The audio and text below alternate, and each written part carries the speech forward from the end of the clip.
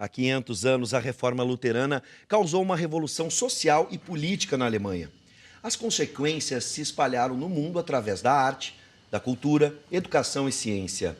Martinho Lutero é a figura central da reforma. Em outubro de 1517, o jovem monge, teólogo e professor enviou ao seu bispo 95 teses sobre questões teológicas que desejava debater abertamente. Entre elas, críticas às práticas abusivas promovidas pela Igreja. Lutero questionava a venda de perdão pelo clero. As teses causaram uma revolução religiosa pela Alemanha, Suíça, França e outros países. Chegaram até mesmo a originar o protestantismo e outras religiões. Esse é o quadro Direito em Pauta que começa agora.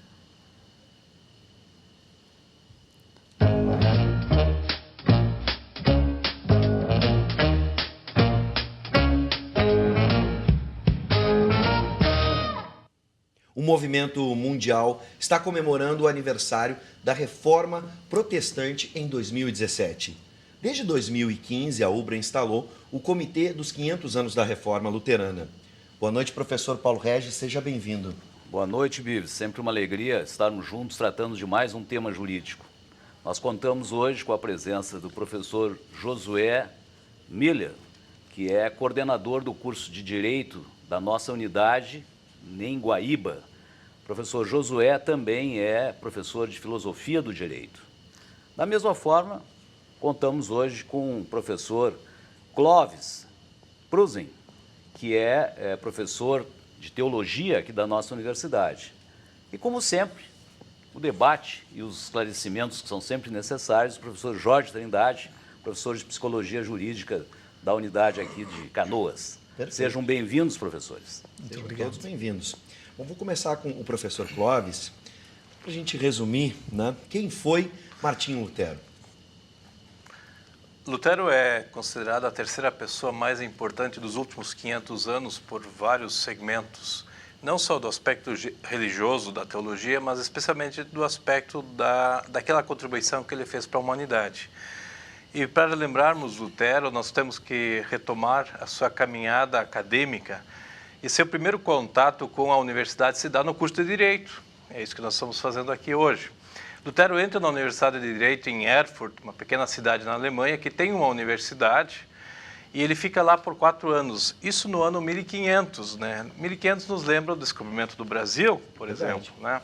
E lá ele fica até 1504, 1505, quando, ao discutir conceitos de justiça, que ele aprendeu a partir do direito canônico que a igreja ensinava, ele começou a questionar e aplicar aquele conceito sobre si, o levou a um desespero, uma angústia muito grande, e aí ele busca um consolo e um conforto na vida religiosa. E ele entra, então, ele deixa a Universidade de Direito, Faculdade de Direito, e atravessa a rua entrando num mosteiro da linha agostiniana, que estava muito próximo à Faculdade de Direito. Esse é Lutero no início da sua carreira. Tivemos uma pequena introdução. Muito Sem bem, dúvida. muito No século XVII, o professor Josué Emílio Miller, não havia uma predominância do religioso sobre o direito? Bom, uma satisfação inicialmente estar aqui com vocês. Igualmente. Nós podemos dizer que essa característica do predomínio, né, da ordem eclesiástica sobre a ordem temporal é uma característica típica da ordem medieval. E ela foi colocada em questão justamente a partir do século XIII, através de inúmeros movimentos religiosos e filosóficos. Se queremos destacar alguns, por exemplo, nós podemos citar no século XIV o desenvolvimento do humanismo. E há uma relação muito importante entre esse movimento e 2 importantes movimentos de renovação que se estenderão pelos próximos séculos. Em primeiro lugar, o Renascimento e, em segundo lugar, a Reforma Protestante, a começar pela Reforma Luterana. Neste contexto, nós podemos dizer que se coloca em destaque a ideia-chave do homem intrinsecamente relacionado com potencialidades, que deveriam ser desenvolvidas e que se ligam à ideia de aperfeiçoamento. Isso tanto no Renascimento quanto na Reforma, com desdobramentos diversos, né? A Constituição Federal, professor Josué, e eu também estendo essa questão ao nosso colega professor Clóvis, a Constituição Federal, no seu preâmbulo, ela traz uma menção a Deus. Nós estamos num Estado que se diz laico, tá? Ou seja, a separação Estado-Igreja, a separação do Estado, o Estado separado da Igreja. Na sala de audiências do Judiciário, Bives, Sim. não é incomum encontrarmos o crucifixo. Já foi tema de polêmica, professor. Sem dúvida. Nós estamos falando de instituições religiosas, evidentemente, estamos falando de instituições governamentais. O Poder Judiciário, na sala de audiências, a cruz, crucifixo. Nas escolas públicas, ensina-se cultura religiosa. Como que nós devemos interpretar isso, professores? Bom, inicialmente eu iria retomar, até porque a ideia de separação entre os âmbitos, né, eclesiástico, religioso e social, político e jurídico também definido, ela tem uma contribuição importante que remonta à ocorrência da reforma. Tanto já vemos isso presente no contexto do Renascimento, quanto também da reforma. Retomando a ideia que o professor antes mencionou, no sentido de que as ideias de justiça acabaram estando presentes numa reflexão e até mesmo numa desacomodação do Lutero, elas se fazem muito presentes em torno da centralidade que ele passa a dar à ideia de justiça, mas diferenciando dois sentidos. O sentido da justiça passiva, que ele passa a relacionar com a atuação de um Deus misericordioso, que salva por força dessa misericórdia o homem, a partir do momento em que o homem tem fé, e o sentido de uma justiça também diferenciada, que ele relaciona com o objeto da criação propriamente humana, né? Neste momento, a gente já consegue destacar um primeiro sinal de destaque que foge aos esquemas tradicionais medievais, da dogmática e da própria escolástica, que era representada principalmente por Aquino, mas remete a outros pensadores importantes e que acabaram também se desenvolvendo e dando origem ao Estado laico, posteriormente já no contexto moderno. Sim. E nesse contexto, professor, Clóvis, como é que nós explicamos isso? Como é que o Constituinte, na edição da nova Constituição, marcou, fixou na Constituição, no texto da Constituição, no preâmbulo da Constituição, a chamada ao Criador? Eu não sei se nós temos algum Estado laico a não ser o Estado francês, certo? Eu não entendo muito do direito, né? Não é a minha área. E não tem, professores, desculpe, minha ingerência sobre essa área, né? Então não é a minha pesquisa em si, tá? Mas todos os estados em si, eles evocam a divindade, um conceito de Deus, né? Em si. A Constituição Francesa, a partir da Revolução Francesa no século XVIII, XIX, ela destituiu a Igreja em si como um conceito de autoridade, né? Os protestantes, quando eles começaram a se disseminar na Europa, no norte da Europa, os países escandinavos, né, a religião ela permaneceu mais nessa linha de uma linha individualizada, né? Você tem um imperador, mas ele não precisa agir como um religioso, ele tem a sua autonomia, tá? Isso é bom. Por quê? E aí eles assumiram o pensamento protestante luterano, não calvinista, que é o sul da Europa, né? Acho que nós temos que diferenciar um pouquinho, que isso é importante caracterizar. O Brasil é um país de origem católica romana, ou em si, na sua base, e ele vai ser sempre religioso. Eu vejo assim, desculpe. Eu posso incluir nessa perspectiva, até foi tema de discussão essa semana, o que vem acontecendo no mundo, né, essa tensão entre Estados Unidos e Coreia, a gente acaba remetendo à Síria. A Síria é um país diferenciado, a gente usou aqui exemplos de países cristãos, sejam eles católicos, por exemplo. Né, no caso da Síria, é uma espécie de modelo do que seria um Estado laico de origem muçulmana ou árabe. E ali existe, por exemplo, uma liberdade maior na sua prática de diferentes religiões. E aí eu pergunto ao professor Jorge Trindade, estabelecendo esse paralelo entre o direito, né, o Estado laico e as religiões. A gente fala muito sobre questões culturais aqui, e eu entendo, me corrijam se eu estiver errado, os especialistas, né, em direito, de que para a gente constituir leis e formas de conduzir, né, a nossa sociedade, elas estão intimamente ligadas com visões de mundo. E a religião seria a base de uma visão de mundo de uma sociedade para estabelecer os valores e as leis que devem ser cultuadas. E aí aparecem inúmeras contribuições de Lutero. Sim. E eu queria destacar uma, que há 500 anos atrás, Lutero falava sobre o direito à educação. Exatamente. E aí ele dizia coisas surpreendentes, de tão atuais que são hoje. Novo currículo. Sim. É o assunto do Sim, tema. Novo currículo. sim. Segundo aspecto, metodologia lúdica. Aprender brincando, com prazer, com alegria, com satisfação.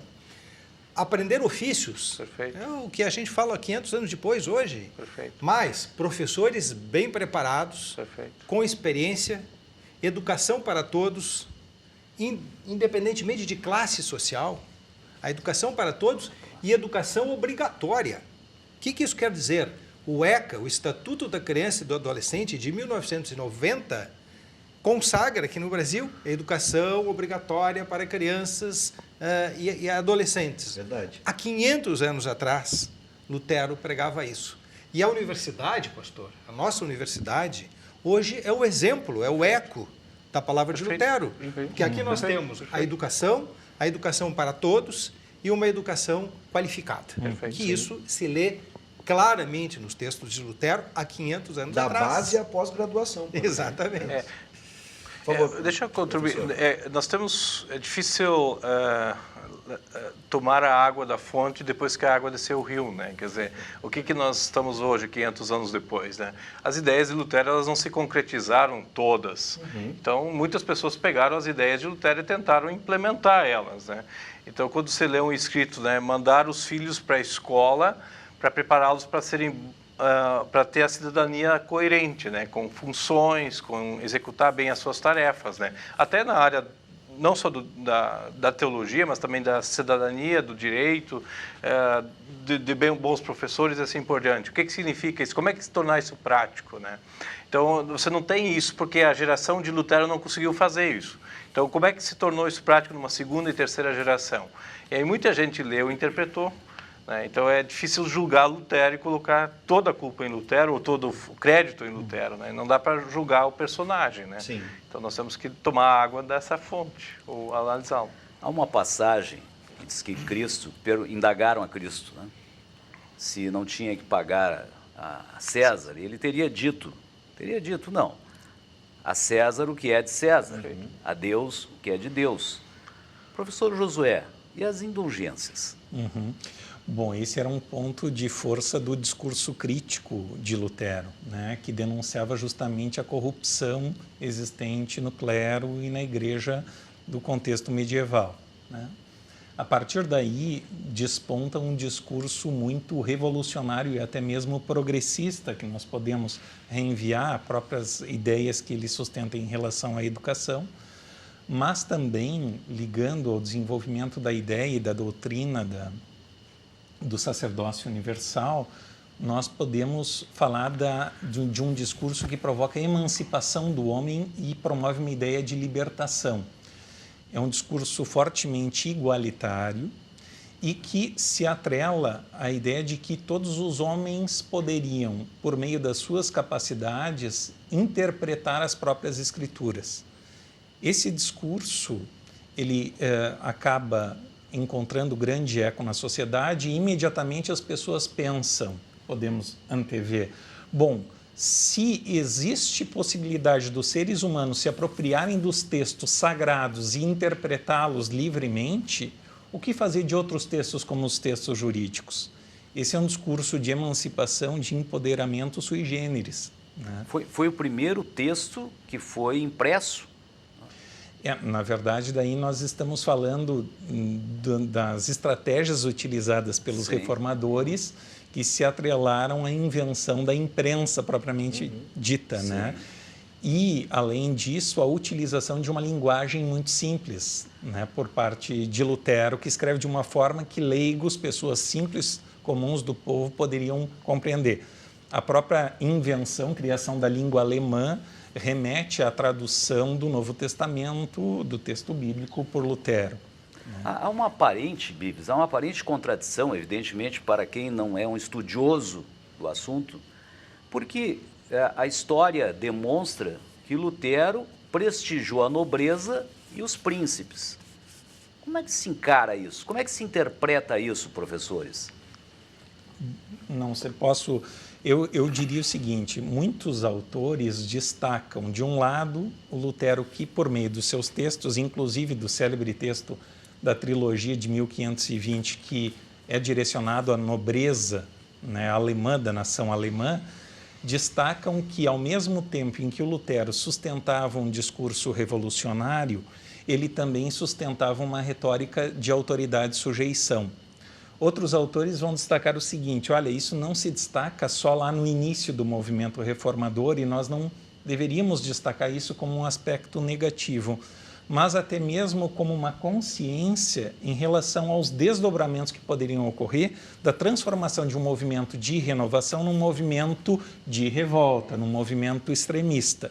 E daí nós podemos diferenciar uma primeira fase mais revolucionária que se evidencia nos primeiros textos de Lutero, de 1520, dos próximos anos. Onde se lê, professor, Deus quer que os mendigos participem. Não são os príncipes nem os reis. Essa expressão, eu acho que também é uma leitura clara em Lutero, né, quando ele faz um chamamento das pessoas simples para saírem daquela característica que veio do medievo, que era a obediência passiva, né, para uma doutrina da resistência naquilo que for legítimo ao homem conforme a palavra. Professor Clóvis, qual é a sua impressão sobre isso? Deixa eu aproveitar, o professor José mencionou antes 2 conceitos de justiça, uma justiça receptiva ou passiva, se podemos dizer assim, e uma ativa.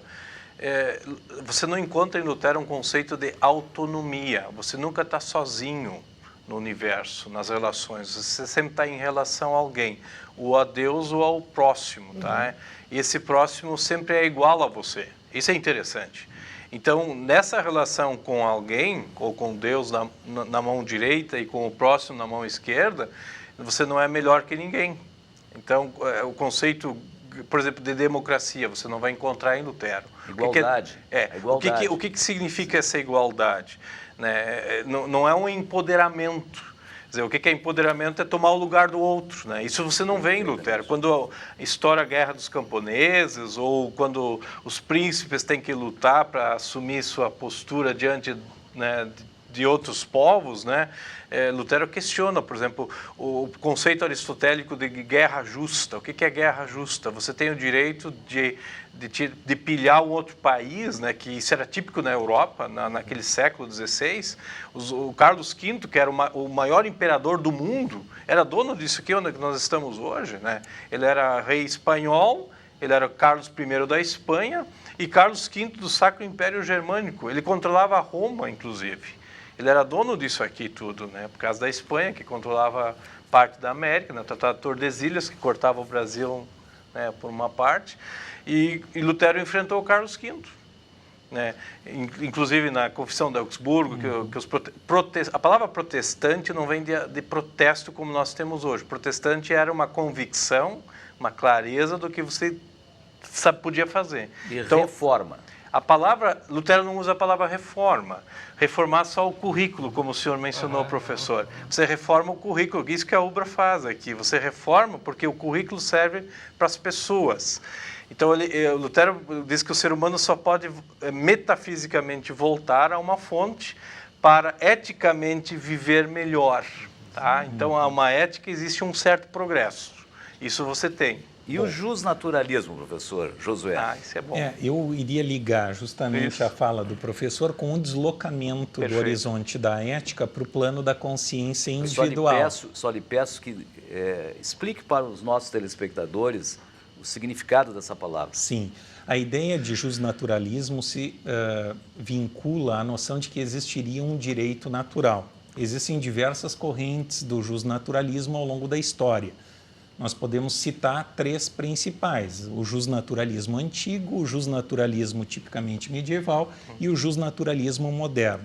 A partir de Lutero, justamente dessa ideia de deslocamento do horizonte ético para o interior da consciência dos indivíduos, se desperta um movimento entre outros pensadores que não Lutero, mas que vêm depois dele, que tem relação com os movimentos protestantes, que vão desenvolver a ideia do que se chama direito natural racional.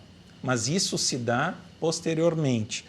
Essa ideia vai atrelar a noção de um direito natural, mas não vai mais relacionar com o direito canônico tipicamente medieval. Essa é uma característica sui generis do justnaturalismo que se desenvolve depois da Reforma. E aí nós poderíamos citar como autor principal, por exemplo, o Grotius, que é um autor clássico, e que também era protestante de formação. Mas ele não é luterano. Ele não é luterano, não, ele tem uma ascendência, que é protestante e engloba um monte de grupos, né? Todo mundo protesta, né? Desculpe a palavra. Bom, fica aqui a minha missão ingrata, né? Sempre sobra para mim essa missão ingrata de encerrar a nossa conversa. Infelizmente não temos mais tempo, mas estava muito boa, né, a nossa conversa, e tivemos aqui bastante informações, muitas informações que vão com certeza atrair aqueles que vão agora participar dessas discussões, desses 500 anos da Reforma É preciso luterana. chamarmos a atenção, né? Que está no vídeo está aqui ali, na tela. o nosso evento, que é um Exatamente. evento de grande peso, né? Estamos todos nós imbuídos de que seja um sucesso esse evento. 500 anos, Reforma Luterana. Tá aqui, Podemos quem nos quiser encaminhar saber mais, então ao... Podemos sim, mas quem Podemos. quiser saber mais pode acessar o site da Ubra também, você já conhece aí, www.ubra.br. É isso aí, ubra.br, você pode acessar e ter mais informações. Temos a página específica dos 500 anos da Reforma Luterana. Agradecer ao Vamos professor agradecer, sem Josué, dúvida. professor Jorge Trindade, Obrigado professor pela aula, Clóvis, professores. Uma satisfação estar Muito aqui. agradecido pela presença dos senhores aqui. Verdade, sejam sempre bem-vindos, professor Jorge Trindade também, professor Paulo Regis. Retornam na quinta-feira, quando voltamos com o quadro Direito em Pauta.